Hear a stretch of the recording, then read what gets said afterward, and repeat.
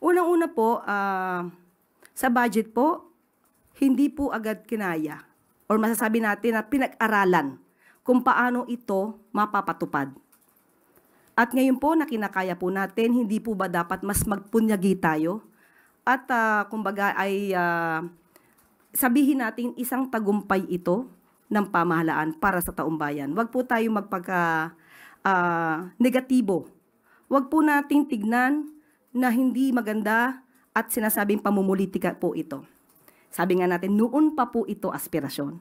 So kung ito man ay natupad, maganda lamang po siguro nagkataon dahil ang Visayas areas ay nakipag-cooperate. At sabi nga natin, ang mga taong itim ang tingin sa kanilang paligid ay mukhang hindi makakakita talaga ng liwanag. So you're saying, ma'am, na ngayon lang nagkaroon ng budget for the 20 pesos rice? Hindi po natin sinasabing ngayon lang nagka-budget. Ngayon lang po na pag-araling mabuti dahil sa loob po ng mga araw, buwan, taon, ito po ay inaral kung paano po ito maipapatupad. Ngayon po, nakita po nila sa kanilang pag-aaral na maaari pong ibigay sa pamamagitan din po ng pagbibigay ng subsidiya. Ito po ngayon ay ating ipatutupad. Ma'am, kasi yung announcement came shortly after the President suffered a double-digit decline sa kanyang trust and approval ratings, kung saan tinuturo yung mataas na presyo ng bilihin behind the decline. Does this have anything to do with the announcement? Wala po. Dahil bago pa po nagkaroon kung anumang survey, rating ang napapakita ngayon, noon pa po ito pinag-uusapan. Nakasama po ako minsan sa isang pribadong meeting para po dito, para pa ipatupad po ang 20 pesos kada kilo na bigas.